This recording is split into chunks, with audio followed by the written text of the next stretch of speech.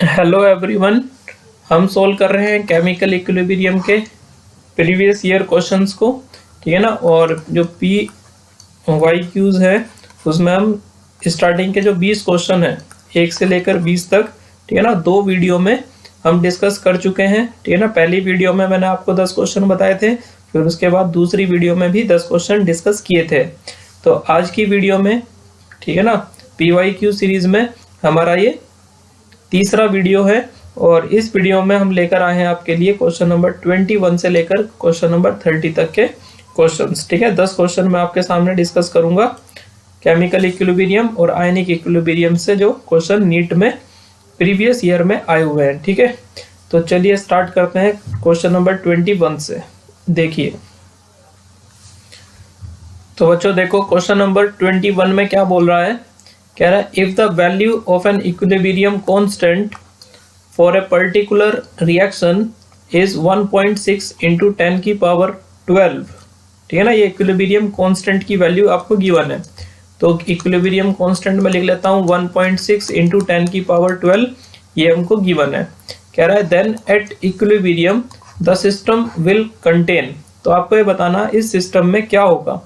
तो यहाँ पर आप देखो इक्विलिब्रियम कांस्टेंट की आपको हाई वैल्यू दिखाई दे रही है। इक्विलिब्रियम कांस्टेंट की क्या है यहाँ पर हमारे पास, हाई वैल्यू, ठीक है ना।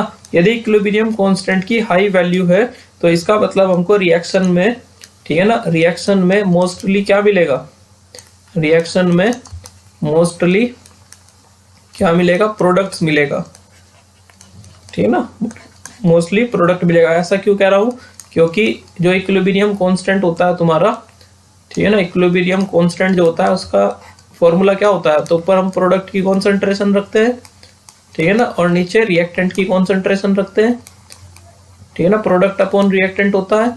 तो ये वाली वैल्यू बहुत ज्यादा कब आएगी, जब प्रोडक्ट ऊपर की वैल्यू ज्यादा होगी तो तभी तो आएगी ना। अगर प्रोडक्ट की कॉन्सेंट्रेशन बहुत ज्यादा है तो तभी तो इक्विलिब्रियम कांस्टेंट की हाई वैल्यू होगी। तो इसका मतलब यह है आपको मोस्टली प्रोडक्ट देखने को मिलेगा, ठीक है ना, सिस्टम में, यदि हाई वैल्यू आपको इक्विलिब्रियम कांस्टेंट की गिवन है। और अगर हाई प्रोडक्ट है इसका मतलब हम ये भी कह सकते हैं प्रोडक्ट की कॉन्सेंट्रेशन हाई है तो रिएक्शन लगभग कंप्लीशन तक पहुंच चुका है, ठीक है ना। तो इक्विलिब्रियम कांस्टेंट की हाई वैल्यू रिएक्शन के कंप्लीशन को इंडिकेट करती है। तो यहाँ पर ऑप्शन नंबर 4 इस क्वेश्चन का सही आंसर होगा।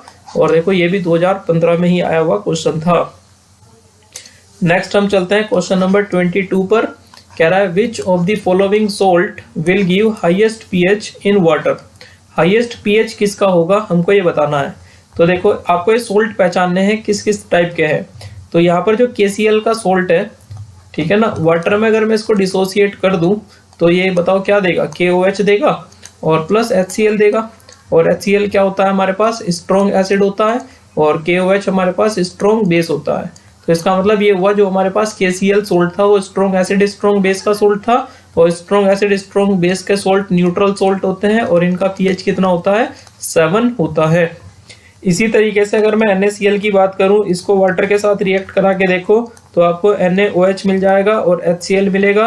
और HCl हमारे पास स्ट्रॉन्ग एसिड होता है, NaOH हमारे पास स्ट्रॉन्ग बेस होता है, और स्ट्रॉन्ग एसिड स्ट्रॉन्ग बेस के जो सोल्ट होते हैं, ठीक है, वो न्यूट्रल सोल्ट होते हैं, और इसका भी पीएच कितना होगा हमारे पास, 7 होगा। तीसरा में देखें, अगर मैं इसका वाटर के साथ रिएक्शन करा दूं तो सोडियम वाटर के OH से रिएक्ट करेगा तो NaOH मिलेगा, और वाटर का हाइड्रोजन CO3 के साथ जाएगा तो H2CO3 मिलेगा। तो H2CO3 जो होता है हमारे पास वो वीक एसिड होता है, और NaOH जो हमारे पास है वो स्ट्रॉन्ग बेस है। तो इसका मतलब जो ये सोल्ट हुआ तुम्हारा, देखो इसमें स्ट्रॉन्ग बेस है और वीक एसिड है, तो इसका मतलब ये सोल्ट कैसा होगा, बेसिक सोल्ट होगा। और बेसिक सोल्ट का पीएच वैल्यू जो होती है वो 7 से ज़्यादा होती है। वहीं अगर हम बात करें कॉपर सल्फेट की, जब मैं इसको वाटर के साथ रिएक्ट कराऊंगा तो यहाँ से मुझको कॉपर हाइड्रोक्साइड मिलेगा, और हाइड्रोजन सल्फेट के साथ H2SO4 मिलेगा, ठीक है। जो डी ब्लॉक की मेटल की हाइड्रोक्साइड्स होती है वो वीक बेस होती है, और H2SO4 तुम्हारा स्ट्रॉन्ग एसिड है। तो इसका मतलब जो कॉपर सल्फेट है ना, ये एसिडिक सोल्ट हुआ क्योंकि इसके अंदर स्ट्रॉन्ग एसिड प्रेजेंट है। तो ये तुम्हारा एसिडिक सोल्ट होगा, और एसिडिक सोल्ट का पीएच वैल्यू क्या होता है, 7 से छोटा होता है। तो यहाँ पर क्वेश्चन में हाईएस्ट पीएच पूछा है, हाईएस्ट पीएच किसका होगा, जिसका 7 से ज्यादा आ रहा है यहाँ पर, तो Na2CO3 यहाँ पर इस क्वेश्चन की करेक्ट आंसर हो जाएगी।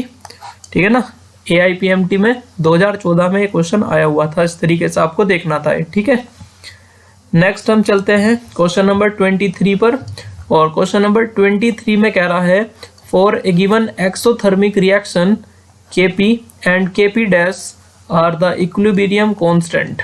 आपके पास दो इक्विलिब्रियम कांस्टेंट है, एक Kp है एक Kp डैश है at temperature T1 and T2। ठीक है, दो टेम्परेचर दे रखे हैं, ये वाला T1 टेम्परेचर पर है और Kp डैश जो कांस्टेंट है वो T2 टेम्परेचर पर है respectively. Assuming that heat of the reaction is constant, heat of the reaction क्या है, कांस्टेंट है, in temperature range between T1 and T2, it is radially observe that. अच्छा, यहाँ पर जो रिएक्शन है तुम्हारा वो कैसा है, एक्सोथर्मिक रिएक्शन है, और एक्सोथर्मिक रिएक्शंस जो होती है, एक्सोथर्मिक रिएक्शंस जो होती है, ठीक है ना, उनके लिए क्या होता है, डेल्टा H नेगेटिव साइन से हम दिखाते हैं।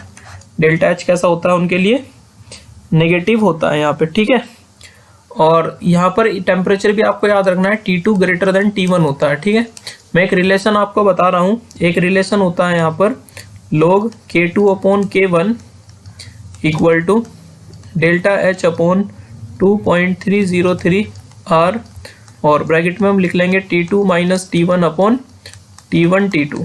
ठीक है ना, ये एक रिलेशन होता है यदि आपको दो कांस्टेंट गिवन है और दो टेम्परेचर गिवन है, तो एंथैल्पी ऑफ टर्म्स में के रूप में हम इस तरीके से इक्वेशन को लिख लेते हैं। ठीक है, तो यहाँ पर K2 की वैल्यू क्या हो गई तुम्हारा, Kp डैश ये हो गया तुम्हारा K2, ये T2 टेम्परेचर पे कांस्टेंट है, और Kp तुम्हारा क्या हो गया, K1 हो गया।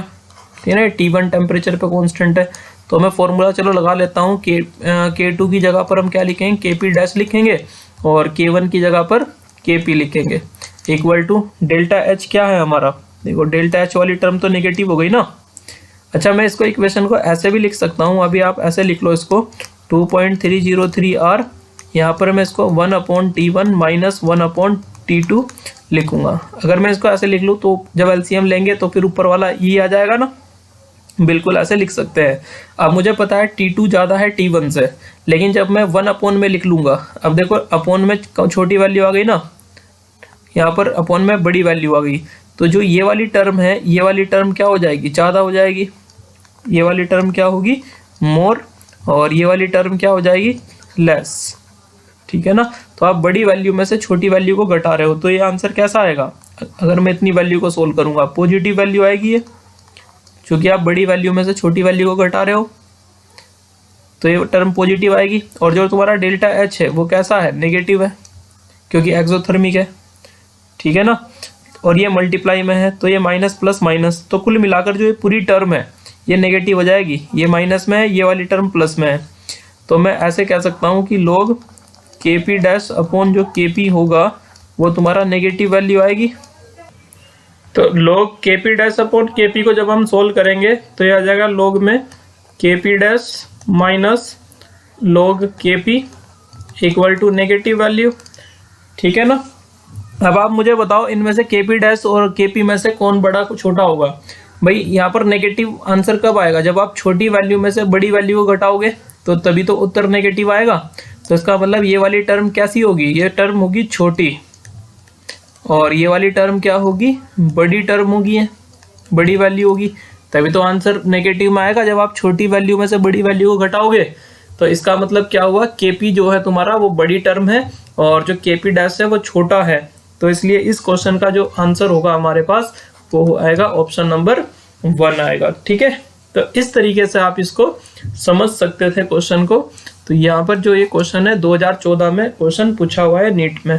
ठीक है, अब हम चलते हैं क्वेश्चन नंबर 24 में। तो क्वेश्चन नंबर 24 में बोल रहा है using the gives energy change delta G note equal two plus 63.3 kilo joule for the following reaction. आपको एक रिएक्शन दे रखा है, उसका डेल्टा जी नोट आपको गिवन है, और यहाँ पर हमको इसका KSP निकालना है, क्या होगा 25 डिग्री सेल्सियस पर। तो देखो क्वेश्चन में आपको डेल्टा जी नोट की वैल्यू गिवन है ठीक है ना, 63.3 किलो जूल में, ठीक है। और आपको KSP निकालना है, क्या होगा, और आपको टेम्परेचर गिवन है 25 डिग्री सेल्सियस। इसको केल्विन में अगर आप लोगे तो 273 ऐड कर लेंगे तो ये 298 केल्विन हो जाएगा, ठीक है। और आपको इसमें R की ज़रूरत पड़ेगी, तो किलो जूल में R की वैल्यू 8.314 इंटू 10⁻³ होती है, ठीक है ना, किलो जूल में जब हम रखते हैं। तो डेल्टा G नोट का फॉर्मूला हम कैसे लिखते हैं, delta G naught equal to होता है -2.303 RT लॉग के अंदर लिखें इक्विलिब्रियम कांस्टेंट, या यहाँ पर लिख देंगे हम KSP, ठीक है। तो डेल्टा G नोट है इक्वल टू -2.303, R की वैल्यू यहाँ पर पुट कर दो 8.314 इंटू 10⁻³ और टेम्परेचर 298 लेंगे, ठीक है ना, और लॉग में आप KSP लिख दो, ये हमको कैलकुलेट करना है। तो डेल्टा G नोट की वैल्यू आपके पास गिवन है, ठीक है ना, प्लस में 63.3 किलो जूल में है। और बच्चों जब आप ये सारी वैल्यूज़ को सोल्व करोगे, ठीक है ना, जब आप इस पूरी वैल्यू को सोल्व करोगे तो ये हमारे पास आएगा सोल्व होने के बाद माइनस में 5.7, ठीक है ना, और ये लॉग में आ जाएगा तुम्हारा KSP, ठीक है। तो ये वैल्यूज क्या अपोन में आ जाएगी, तो यहाँ पर log KSP इक्वल टू आएगा हमारे पास 63.3 अपोन में आ जाएगा 5.7, और ये वैल्यू किस में आ जाएगी हमारे पास, नेगेटिव में आ जाएगी। अब देखो log KSP equal to minus, जब इसको सोल्व करोगे आप तो ये आएगा हमारे पास 11.1, ठीक है। अब यहाँ से तुमको log हटाना एक साइड से, तो दूसरी तरफ क्या लेना पड़ेगा, हमको एंटी log लेना पड़ेगा। तो KSP इक्वल टू आ जाएगा हमारे पास एंटी log लेना पड़ेगा हमको नेगेटिव वैल्यू 11.1 का। अब ध्यान से समझिए हम एंटी log किस प्रकार लेते हैं। तो KSP इक्वल टू आएगा हमारे पास एंटी log, और मैं इस वैल्यू को लिखूंगा -12। अब आप मुझे बताओ -12 में मैं कितना ऐड करूं कि ऊपर वाली वैल्यू आ जाए, ये वैल्यू आ जाए हमारे पास, तो मैं इसमें ऐड करूंगा 0.9, ठीक है।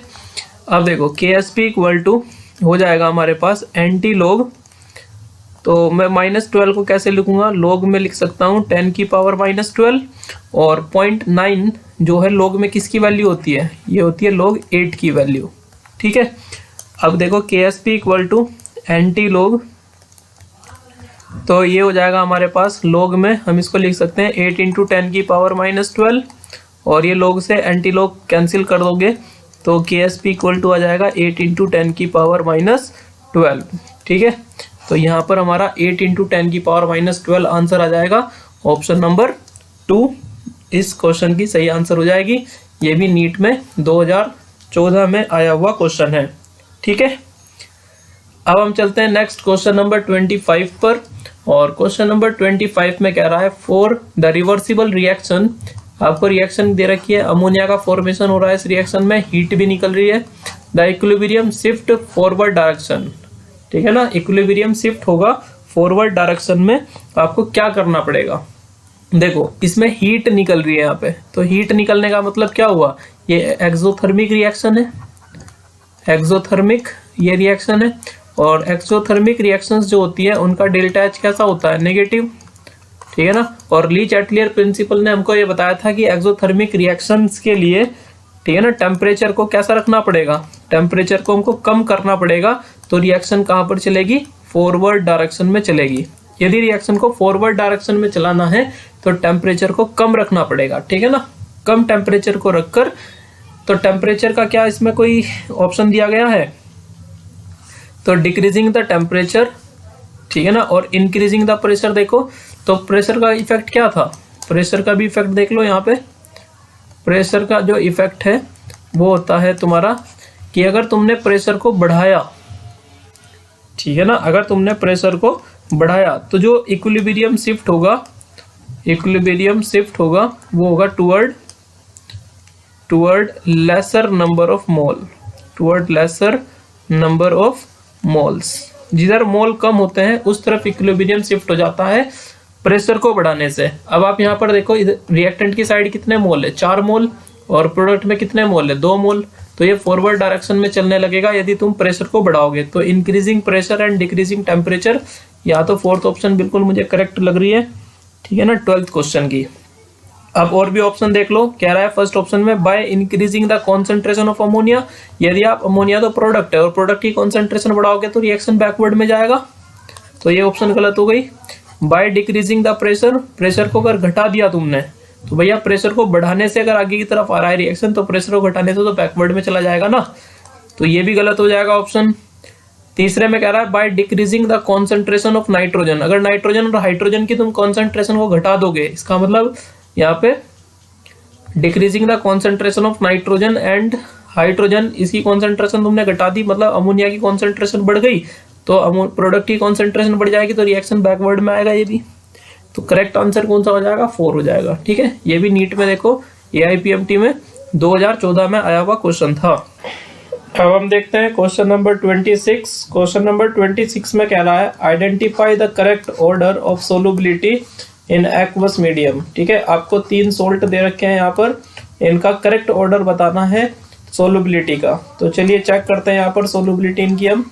तो आपको पता होगा, देखो मैं बता देता हूँ पहले आपको कि जितना ज़्यादा KSP होता है उतना ज़्यादा सोलुबिलिटी होती है। ठीक है, सोलुबिलिटी डायरेक्टली प्रोपोर्शनल किसके है, KSP के। ठीक है, तो ZnS का जो हम डिसोसिएशन करेंगे तो हमको मिलेगा Zn+2 और S2- मिलेगा, तो दोनों की सोलुबिलिटी हम SS मानेंगे, तो यहाँ पर जो KSP आएगा मेरा वो S² के बराबर आएगा।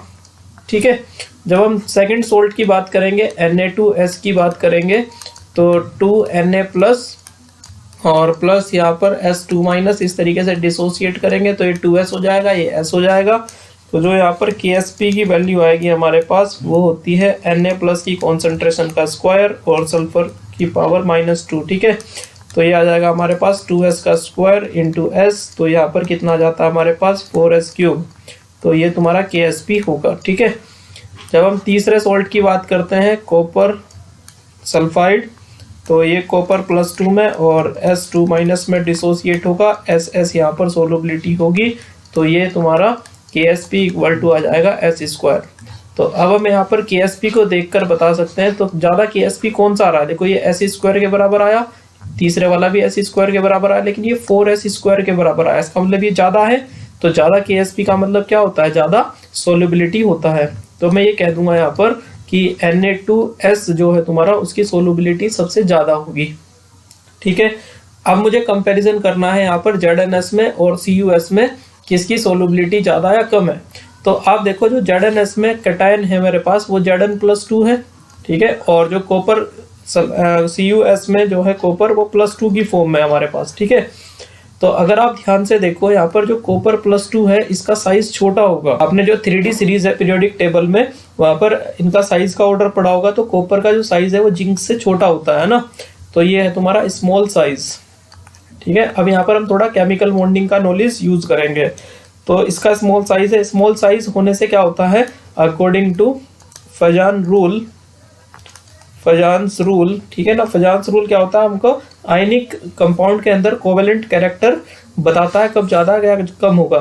तो फजान रूल के अकॉर्डिंग क्या होता है, स्मॉलर साइज जो कैटायन होती है हमारे पास, स्मॉलर साइज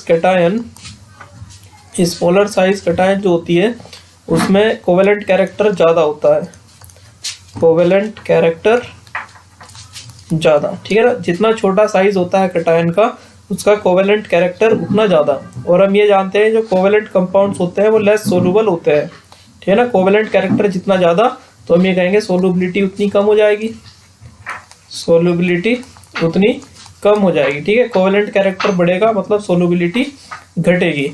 तो यहाँ पर देखो कॉपर +2 का साइज छोटा है, कैटायन का साइज छोटा है, कैटायन का साइज छोटा होने से कोवेलेंट कैरेक्टर मतलब इसमें ज़्यादा होगा, CuS के अंदर कोवेलेंट कैरेक्टर ज़्यादा होगा, और कोवेलेंट कैरेक्टर बढ़ने से क्या होता है, सोलुबिलिटी घट जाती है। तो इसका मतलब CuS की सोलुबिलिटी कम होगी, इससे ज़्यादा सोलुबिलिटी ZnS की हो जाएगी। तो दूसरे नंबर पर आएगा ZnS और सबसे बाद में आएगा CuS। तो यहाँ पर ये करेक्ट ऑर्डर होगा सोलुबिलिटी का। तो इसका जो करेक्ट आंसर आ रहा है यहाँ पर देखो आप ऑप्शन नंबर 3। ठीक है, क्वेश्चन नंबर 26 का यहाँ पर थर्ड ऑप्शन करेक्ट आएगा। ठीक है ना, और ये देखो नीट में आया हुआ क्वेश्चन है 2013 में। नेक्स्ट हम चलते हैं क्वेश्चन नंबर 27 पर।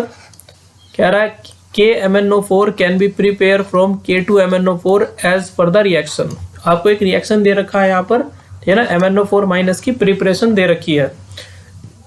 अब क्वेश्चन में कह रहा है the reaction can go to completion by removing OH minus ion by adding. तो आपको ये रिएक्शन कंप्लीट कराना है ना। The reaction can go to completion by removing OH minus. अगर आप यहाँ से OH माइनस को रिमूव कर दो, देखो इक्विलिब्रियम में क्या होता है ना, जिस साइड की कॉन्सेंट्रेशन, अगर यहाँ पे आपने प्रोडक्ट की कॉन्सेंट्रेशन को कम कर दिया तो ये रिएक्शन फिर फॉरवर्ड डायरेक्शन में चलेगा ना, आगे की तरफ चलेगा, मतलब रिएक्शन कंप्लीट हो जाएगा। तो OH को यहाँ से रिमूव करना है। OH को पूछ रहा है रिमूव करने के लिए आप इसमें क्या ऐड करोगे, KOH ऐड करोगे या फिर CO2 ऐड करोगे या फिर SO2 ऐड करोगे या फिर HCl ऐड करोगे। तो यहाँ पर देखो बेस को रिमूव करना है। अब बेस को रिमूव करने के लिए एसिड ऐड किया जाएगा, ठीक है ना। बेस को अगर रिमूव करना है तुमको तो हम क्या ऐड करेंगे, एसिड ऐड करेंगे। अब जो तुम्हारे नीचे के 3 ऑप्शन है ये सब एसिडिक नेचर के होते हैं। CO2 का भी नेचर एसिडिक होता है, SO2 का भी, HCl का भी, लेकिन जो KOH है तुम्हारा वो तो बेस है। तो बेस को रिमूव करने के लिए बेस तो हम ऐड करेंगे नहीं, तो पहला ऑप्शन तो गलत हो गया। अब यहाँ पर देखो CO2 है, SO2 है और HCl है, ठीक है। अब जो KMnO4 ये बन रहा है तुम्हारा, जो MnO4 माइनस, ये एक ऑक्सीडाइजिंग एजेंट होता है। क्या होता है ये, एक ऑक्सीडाइजिंग एजेंट, ऑक्सीडाइजिंग एजेंट, ठीक है ना। तो अगर हम देखो इसमें CO2 को ऐड कर दिया तो इसमें जो CO2 में कार्बन है वो +4 ऑक्सीडेशन स्टेट में है, मतलब यहाँ पर जो कार्बन है वो अपनी हाईएस्ट ऑक्सीडेशन स्टेट में है। कार्बन अपनी हाईएस्ट ऑक्सीडेशन स्टेट में है। तो हाईएस्ट ऑक्सीडेशन स्टेट में होने का मतलब क्या है, अब ये ऑक्सीडाइज नहीं हो पाएगा, अभी ऑक्सीडाइज नहीं हो पाएगा। तो आप इसका यूज कर सकते हो, जो MnO4 माइनस है यहाँ पर CO2 को ऑक्सीडाइज नहीं कर पाएगा और ये तुम्हारा OH माइनस को यहाँ से रिमूव करेगा। अगर मैं SO2 को ऐड कर दूँ तो SO2 जो है तुम्हारा वो उसमें सल्फर +4 ऑक्सीडेशन स्टेट में है, तो सल्फर यहाँ पर ऑक्सीडाइज हो जाएगा MnO4 माइनस से और ये SO4 2 माइनस में कन्वर्ट हो जाएगा, सल्फर यहाँ पर +6 में आ जाएगा। तो इसलिए आप SO2 को यूज नहीं कर सकते क्योंकि इसका ऑक्सीडेशन हो सकता है। और जो तुम्हारा यहाँ पर HCl है, इसमें Cl नेगेटिव है तो ये क्लोरीन में चला जाएगा, ठीक है ना, 0 ऑक्सीडेशन स्टेट में, तो यहाँ पर क्लोरीन का ऑक्सीडेशन हो जाएगा। तो आपको कोई ऐसा रिएजेंट इसमें ऐड करना है जो ऑक्सीडाइज ना हो पाए MnO4 माइनस से, ठीक है ना। जब वो ऑक्सीडाइज नहीं हो पाएगा तो तभी तो यहाँ OH को वो रिमूव कर पाएगा, ठीक है ना। तो इसलिए हम इसको भी ऐड नहीं करेंगे, इसको भी ऐड नहीं करेंगे क्योंकि इसका भी ऑक्सीडेशन हो सकता है, इसका भी ऑक्सीडेशन हो सकता है। हम इसमें CO2 को ऐड करेंगे क्योंकि CO2 में कार्बन पहले से ही अपनी हाईएस्ट ऑक्सीडेशन स्टेट में है और इसको जो MnO4 माइनस है वो ऑक्सीडाइज नहीं कर पाएगा, ठीक है। तो क्वेश्चन नंबर 28 में बोल रहा है buffer solution have constant acidity and alkalinity because, ठीक है ना। कह रहा है कि जो एसिडिटी है और जो अल्कलाइन नेचर होता है बफर सॉल्यूशन का वो कांस्टेंट रहता है क्यों। तो they have large axis of H+ और OH माइनस आयन। एक्सिस में H+ OH माइनस तो आयन नहीं होंगे क्योंकि अगर ये होंगे तो वो तो pH को चेंज कर देंगे, ये तो नहीं है। They have fixed value of pH, these gives unionized acid or base on reaction with added acid और alkali। जब आप एसिड या एल्कली का मतलब बेस होता है, जब आप एसिड या बेस को ऐड करोगे तो रिएक्शन में हमको अनआयनाइज्ड एसिड या बेस मिलता है। तो ये बात बिल्कुल सही है यहाँ पर, ठीक है। अभी मैं एक्सप्लेन कर देता हूँ। Acid and alkali in this solution are shielded, तो शील्डेड नहीं होते, ठीक है ना, ये अटैक कर जाते हैं बहुत आसानी से। देखो मैं एक एग्जांपल से समझाता हूँ आपको। एक एसिडिक बफर का एग्जांपल लेते हैं, एसिडिक बफर, ठीक है। तो एसिडिक बफर क्या है हमारे पास, एक वीक एसिड CH3COOH और ये पार्शली आयनाइज करके CH3COO- और H+, ठीक है ना, देगा। और एक इसका ही इसी वीक एसिड का स्ट्रॉन्ग बेस के साथ हमको सोल्ट लेना है। तो CH3COONA ले लो यहाँ पर, और ये डिसोसिएट होकर देगा CH3COO माइनस और Na+। ठीक है, इस तरीके से डिसोसिएट होगा। तो ये हमारे पास एक एसिडिक बफर है। ठीक है, अब हम क्या करते हैं, इसमें देखो कुछ एसिड को ऐड करते हैं। मान लो हमने HCl को ऐड कर दिया, तो HCl ने क्या प्रोड्यूस कर दिए, H+ आयन प्रोड्यूस कर दिए। अब H+ आयन क्या करेगा, पीएच को चेंज करने की कोशिश करेगा। लेकिन होता क्या है बच्चों, यहाँ पर जैसे ही H+ आयन प्रोड्यूस होते हैं तो ये H+ आयन इस OH- आयन के साथ कंबाइन कर लिए जाते हैं, और किसकी फॉर्मेशन हो जाती है, अनआयनाइज्ड मॉलिक्यूल की फॉर्मेशन हो जाती है। अनआयनाइज्ड मॉलिक्यूल की फॉर्मेशन हो जाती है। ठीक है ना। तो यहाँ पर H+ की कॉन्सेंट्रेशन नहीं बढ़ेगी, मतलब पीएच में कोई चेंज नहीं आएगा। तो देखो थर्ड ऑप्शन में ये कह रहा है जब आप एसिड को ऐड करोगे या एल्कली को ऐड करोगे तो अनआयनाइज्ड एसिड, ठीक है ना, या अनआयनाइज्ड बेस, क्योंकि बेसिक बफर भी तो हो सकता है, अनआयनाइज्ड एसिड या अनआयनाइज्ड बेस प्रोड्यूस होता है। इसी केस में अगर मैं कोई बेस को ऐड करता तो क्या होता, तो बेस में क्या होता है Na+ और OH- इस तरीके से प्रोड्यूस होगा। तो OH- आयन भी क्या करेगा, पीएच को चेंज करने की कोशिश करेगा। लेकिन जितना भी OH- यहाँ बेस से प्रोड्यूस होगा वो इस H+ आयन के साथ कंबाइन होकर क्या बना लेता है, वाटर फॉर्म कर लेता है, और वाटर बन जाएगा। वाटर भी क्या है, एक अनआयनाइज्ड मॉलिक्यूल है, और इस अनआयनाइज्ड मॉलिक्यूल के बनने की वजह से, ठीक है ना, यहाँ पर पीएच में कोई चेंज नहीं होगा। तो एसिड और बेस मिलाने से, ठीक है ना, थोड़ी मात्रा में अगर हम मिलाएं तो फिर पीएच में कोई चेंज नहीं होता है, ये हम कह सकते हैं, क्योंकि अनआयनाइज्ड एसिड या अनआयनाइज्ड बेस प्रोड्यूस हो जाता है वहां पर।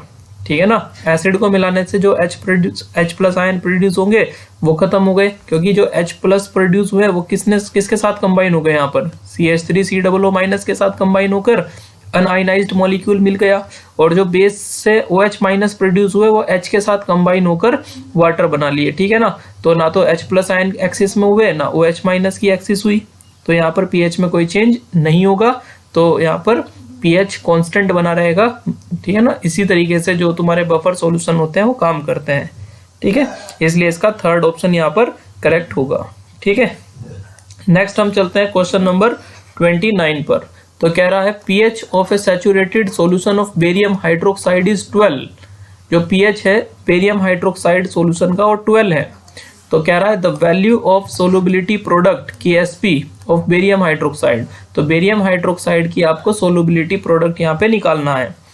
तो ध्यान से देखना, ठीक है ना, यहाँ पर आपको क्या दिया हुआ है, pH दिया हुआ है यहाँ पे। ठीक है, तो pH का मतलब कितना है, pH 12 दिया मैंने। तो यहाँ से मैं क्या समझूंगा, H+ आयन की पावर -12 हो गई। ठीक है, या मैं ये भी बोल सकता हूँ, देखो अगर pH 12 है तो POH कितना है, आप कहेंगे POH भैया 2 है, क्योंकि pH + POH कितना होता है 14। तो POH 2 का मतलब क्या है, आपको OH- की कॉन्सेंट्रेशन मिल गई ना, 10 की पावर -2। OH- की कॉन्सेंट्रेशन 10 की पावर -2 है। ठीक, तो यहाँ पर देखो तुम, जब बेरियम हाइड्रोक्साइड की हम बात करेंगे तो बेरियम हाइड्रोक्साइड में बेरियम +2 है और 2 OH- है। ठीक है ना, 2 OH- है, ये 2 OH- प्रोड्यूस कर रहा है। तो यहाँ पर जो OH- की कॉन्सेंट्रेशन है बेरियम हाइड्रोक्साइड के अंदर वो आ गई हमारे पास 10 की पावर -2। ठीक है, हमारे अकॉर्डिंग S और 2S होगा, तो यहाँ पर ये 2S की वैल्यू मिल गई हमको, ये OH- की कॉन्सेंट्रेशन 2S के बराबर है। ठीक है ना, तो ये 10 की पावर -2 है, तो ये कितनी होगी बच्चों, तो इंटू में मैं 1 लगा लूँ यहाँ पर, तो ये इसकी आधी कर दो, ये होगी 0.5 × 10 की पावर -2। ठीक है ना, ये इसकी आधी होगी। तो यहाँ पर जब हम Ksp निकालेंगे तो Ksp इक्वल टू आएगा यहाँ पर बेरियम +2 आयन की कॉन्सेंट्रेशन और OH- आयन की कॉन्सेंट्रेशन का स्क्वायर। तो बेरियम की कॉन्सेंट्रेशन है 0.5 × 10 की पावर -2, और ये आ जाएगा आपका 1 × 10 की पावर -2 की पावर 2। तो 0.5 × 10 की पावर -2, एक का स्क्वायर तो एक ही रहेगा, 10 की पावर -4 हो जाएगा। तो बच्चों ये आ जाएगा 0.5 × 10 की पावर -6। ठीक है, या फिर मैं इसको कैसे लिखूंगा, यहाँ पर संख्या को बढ़ा लो, पावर को घटा दो, -7। ठीक है ना, 5 × 10 की पावर -7 यहाँ पर हमारा आंसर आ जाएगा, जो कि होगा ऑप्शन नंबर 4। ठीक है, तो ये देखो प्रीलिम्स में AIPMT में 2012 में आया हुआ क्वेश्चन था हमारे पास, ठीक है। नेक्स्ट हम चलते हैं क्वेश्चन नंबर 30 पर।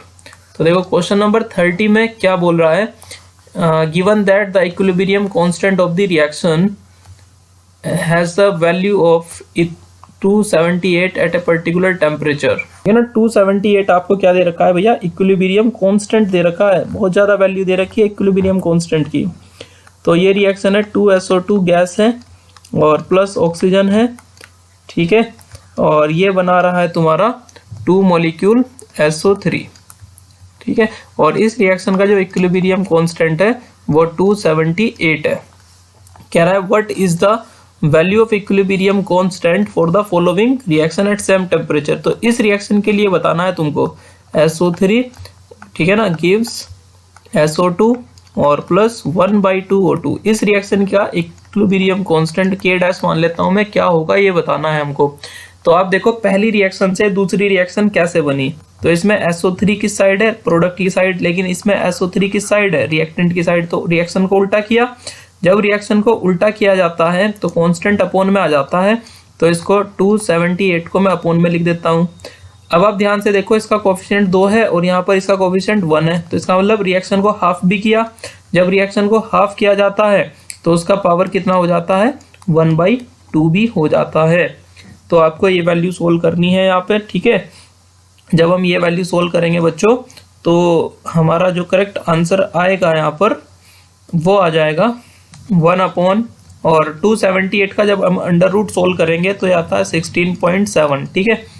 इस वैल्यू को जब हम सोल्व कर लेंगे तो ये आएगा हमारे पास 6 × 10⁻², ठीक है ना भैया। इतना कैलकुलेशन आप कर सकते हो, ठीक है ना। तो ये आ जाएगा तुम्हारा ऑप्शन नंबर यहाँ पर 3, ठीक है। तो इसमें क्वेश्चन में केवल इतना करना था, रिएक्शन को उल्टा किया गया है तो कांस्टेंट अपोन में आ जाएगा, और कोफिशिएंट देखो इसका हाफ भी करा रिएक्शन को तो पावर 1/2 हो जाएगी, ठीक है। और सोल्व कर दीजिए फिर आप इसको। तो ये थे हमारे, ठीक है ना, आज की वीडियो में 10 क्वेश्चन। आज की वीडियो में हमने 21 से लेकर, ठीक है ना, 30 तक के क्वेश्चन सोल्व किए हैं, ठीक है। और हम कहाँ तक पहुँच गए हैं, 2012 तक हमने क्वेश्चंस को सोल्व कर लिया है। तो अगली वीडियो में हम लेकर आएंगे क्वेश्चन नंबर 31 से लेकर क्वेश्चन नंबर 40 तक के क्वेश्चंस को, और जिसमें हम इससे पहले जो क्वेश्चन आए हैं 2012 से पहले वो सब क्वेश्चंस को सोल्व करेंगे, ठीक है। तो मिलते हैं अगली वीडियो में। Thank you very much.